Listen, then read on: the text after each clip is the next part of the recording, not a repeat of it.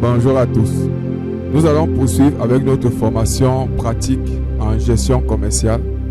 Et aujourd'hui, nous allons aborder la fenêtre des encaissements ou la fenêtre des paiements. C'est une fenêtre qui se présente telle que vous voyez à l'écran. Nous avons utilisé notre modèle de fenêtre base que nous avons développé dans une vidéo précédente. Et là, nous y avons ajouté ce champ zone répétée que nous avons appelé paiement. Dans cette zone répétée, nous avons placé les champs désignation pour ici désigner la vente sur laquelle le paiement a été effectué. Et là, nous aurons le nom du client qui a effectué la vente, la date aléatoire et le montant encaissé. Et ici, nous avons placé 3 images pour nous permettre de positionner les types de paiement. Si le paiement est en espèces, ici, si c'est par transfert mobile ou si c'est par crédit. Ok, voilà pour les champs. Nous avons ajouté cette rupture comme dans les fenêtres précédentes, vente et même mouvement. Et là, nous aurons le montant total encaissé par jour. Je vous présente maintenant la description de la zone répétée. La zone répétée se présente comme suit. On a ici identifiant qui sera l'identifiant du paiement, la désignation, la date relative, le nom du client qui effectue le paiement, le montant, la date à laquelle le paiement a été encaissé. Ici, nous avons le jour, la semaine et le total encaissé par jour. Nous avons ajouté ici une rupture au niveau de la date. Donc voilà pour notre zone répétée. Et tout en haut, nous avons ajouté un titre comme dans la fenêtre de vente. Et ici, il y a le bouton filtre qui va donc filtrer l'affichage entre deux dates. Donc voilà, tout ceci c'est dans le plan 1. Dans le plan 2, nous avons la fiche d'encaissement. Ici, nous avons placé une zone multiligne avec le numéro de la facture. Ici, le statut de la vente. Ici, nous aurons le numéro de la facture, le statut de la vente, le nom du client, la date aléatoire ou relative et le montant qui reste à payer. Lorsque l'utilisateur va cliquer sur la zone multiligne, il sera redirigé pour sélectionner la vente sur laquelle on veut faire l'encaissement. Et ici, on va sélectionner le mode de paiement. Là, on saisit le montant. Et tout ici en bas, nous avons placé encore un libellé que nous avons appelé en lettres pour écrire ce montant en lettres ici en bas. Et là, ici, on va saisir les références de la transaction si le paiement se fait par transfert mobile. Donc voilà pour la fiche d'encaissement. Maintenant, le plan 3, nous avons le mode de paiement, espèce, crédit, transfert mobile. Ça, c'est le mode de paiement. Lorsque l'utilisateur va sélectionner un mode, alors il va revenir sur le plan 2. Et au plan 4, nous avons ici les factures impayées ou partiellement payées. Chaque fois que l'utilisateur va donc venir ici, ou alors quand il va cliquer sur cette zone multiligne, alors il sera redirigé au plan 4 pour sélectionner la facture ou la vente sur laquelle il veut effectuer le paiement. Et quand il va sélectionner cette vente, il va revenir ici et tous ces champs vont se remplir des informations de la vente. Voilà pour notre fenêtre encaissement. Nous allons maintenant commencer à présenter les codes de la fenêtre. À l'initialisation de notre fenêtre, nous avons déclaré les variables suivantes au niveau de la déclaration globale de notre fenêtre encaissement. Ici, nous avons défini GTAP paiement et GTAP vente. GTAP paiement est un STP paiement, ainsi de suite. Ici, on récupère donc la liste des paiements récents et ici, nous avons fixé à 20. Donc, on va prendre la liste des 20 derniers paiements avec la procédure PGTAP paiement récent. Donc, voici le code. Et PL rempli encaissement va donc remplir tous les encaissements qui sont stockés dans la variable GTAP paiement. Voici le code PL rempli encaissement. Il va supprimer tout, charge et ceci Vraiment, c'est comme nous avons fait dans les fenêtres précédentes. Et ici, suivant le mode de paiement, soit c'est un mode crédit, soit c'est espèce, soit c'est transfert. Et chaque fois, on va cacher les images. On va cacher les images qu'on ne veut pas pour garder seulement celles qu'on veut. Ici, comme c'est crédit, on va garder l'image crédit visible. Ici, comme c'est espèce, on va garder l'image espèce visible. Et ici, pareil. Maintenant, les montants saisis peuvent être positifs ou négatifs. Nous avons permis que on ne peut pas modifier un encaissement. On ne peut pas modifier un encaissement. Donc, si l'encaissement a été vu à la baisse ou à la hausse, chaque fois, il faudra que l'utilisateur fasse s'il a, par exemple, il devait encaisser ou 25 000 et qu'il a saisi 35 000. Il a déjà enregistré. Maintenant, il va juste faire un encaissement négatif pour pouvoir défalquer les 10 000 en plus qu'il a saisi sur les 35 000. Pour qu'on puisse avoir continuellement une traçabilité de toutes les informations qui ont été saisies. De là donc, lorsque le montant sera donc négatif, on va le saisir en rouge et lorsqu'il sera positif, il sera vert. Donc voilà pour le code de la procédure PL rempli encaissement. Ok, ça c'est à l'ouverture de la fenêtre, tous les encaissements étant donc remplis. Nous pouvons filtrer ces encaissements en cliquant sur le bouton filtrer. Le bouton filtrer va ouvrir la fenêtre choisir période en lui envoyant le nom de la fenêtre qui est en train de l'ouvrir. Et là, dans ce cas, quand on vient dans la fenêtre choix période, on clique sur le bouton valider après avoir choisi la période. Le cas qui nous intéresse, c'est fenêtre encaissement.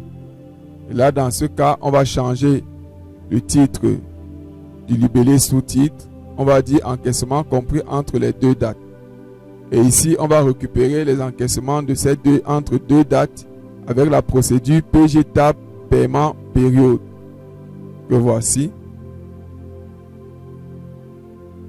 Et on va remplir donc les encaissements avec la procédure PL rempli encaissement de la fenêtre encaissement. Donc voilà pour le code du bouton valider. Ainsi, on va afficher donc tous les encaissements entre deux dates.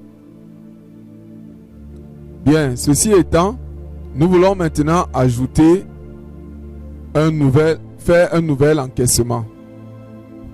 On va donc cliquer sur le bouton plus. Et ici, on vide tous les champs et on exécute l'ancêtre. L'ancêtre va nous faire passer donc au plan 2 en activant le bouton retour visible.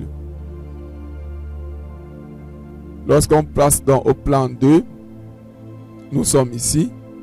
Avant de faire le paiement, l'utilisateur doit d'abord sélectionner la vente sur laquelle il doit faire le paiement. Et donc, il va cliquer sur la zone multiligne vente. Et là, sur cette zone multiligne, il va charger toutes les ventes par statut en fixant qu'il veut les ventes impayées et partielles. Avec la procédure PG Tab vente par statut. Donc, voici le code. OK. Et lorsqu'il a récupéré toutes les ventes, la procédure PL rempli vente va donc remplir toutes les ventes qu'il a renvoyées. La procédure PL rempli vente, vous la connaissez certainement. Nous l'avons vu dans la vidéo qui traitait de la fenêtre des ventes. Et là, il va retourner. Il va aller au plan 4 directement et il ferme la jauge. Donc voilà le code. Lorsqu'il clique ici, il va aller donc au plan 4. Maintenant, l'utilisateur arrive au plan 4, il doit sélectionner une vente. Quand il va donc cliquer sur la vente, le code suivant va s'exécuter. On dit que le seuil montant, c'est-à-dire le montant qu'on doit saisir, c'est le reste à encaisser, quitte à ce que l'utilisateur vienne à le modifier. Bref, tout ceci est exécuté. Et quand il finit de remplir tous les champs, il revient au plan 2. Lorsqu'il a sélectionné, il revient donc au plan 2 ici. Maintenant, l'utilisateur veut changer le mode de paiement. Par défaut, le mode de paiement choisi est espèce. Si l'utilisateur veut le changer, il va cliquer sur la zone multiligne mode de paiement. Et quand il clique là-bas, le code suivant s'exécute. On va directement changer de plan pour aller au plan 3. Lorsqu'il est donc au plan 3 de la fenêtre, il va sélectionner un mode de paiement dans la liste des modes ici, soit espèce, crédit ou transfert. Lorsqu'il va donc cliquer là-bas, le code suivant s'exécute. Il va récupérer l'indice du mode. Si c'est l'indice 1, c'est le mode espèce.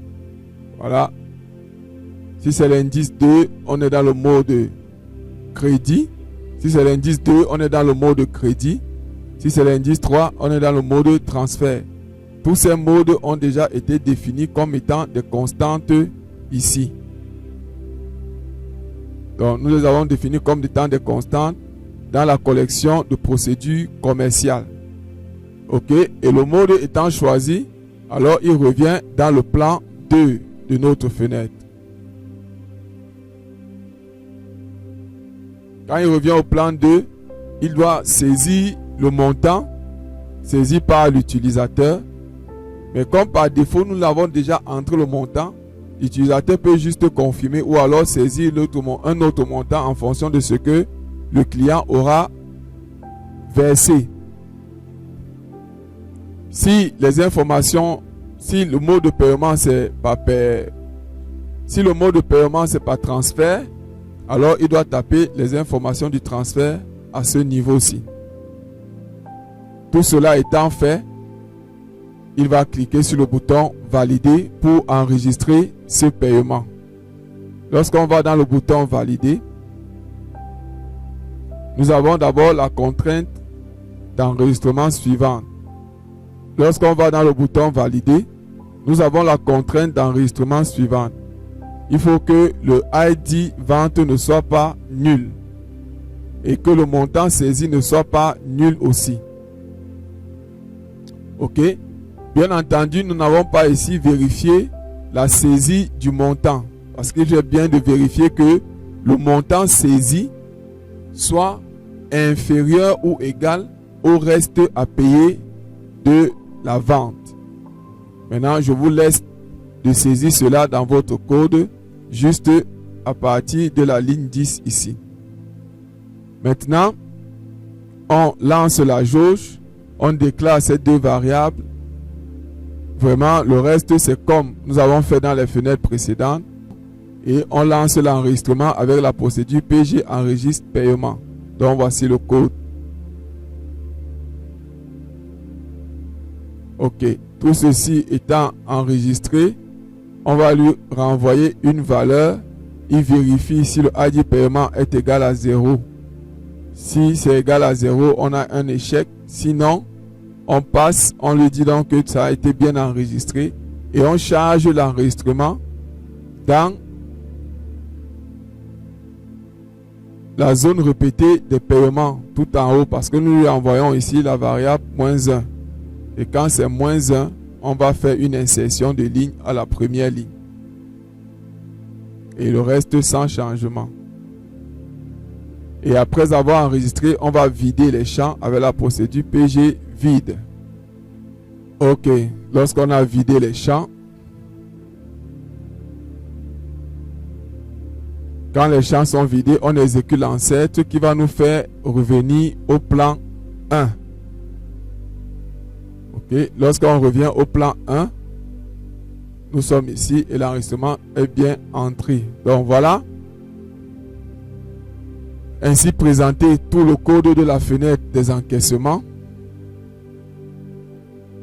Vraiment, nous n'avons rien oublié. Nous allons donc passer à la phase de test de cette fenêtre.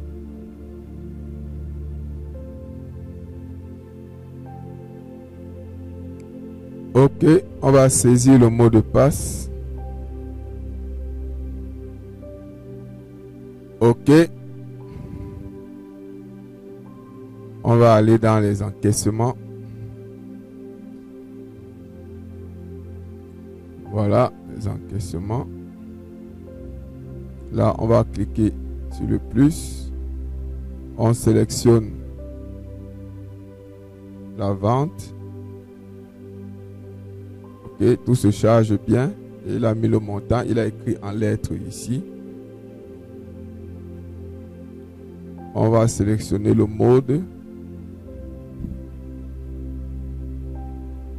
Et on lui dit, on paye exactement ce montant. On valide l'enregistrement.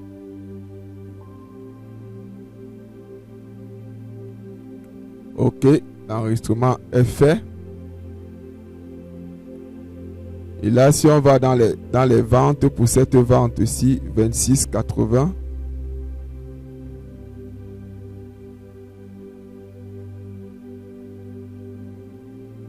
Maintenant, c'est payé déjà. Donc, voilà, tout marche bien. Maintenant, si on peut même aussi regarder tous les encaissements de cette vente. Voilà, cet encaissement de 119 250. Et c'est ce qu'il fallait payer. Et le solde ici est à 0. Donc, voilà. Par contre, si on clique sur cette vente-ci, on regarde les encaissements. Le solde est encore à 14 310. Donc, il faut aller dans les encaissements.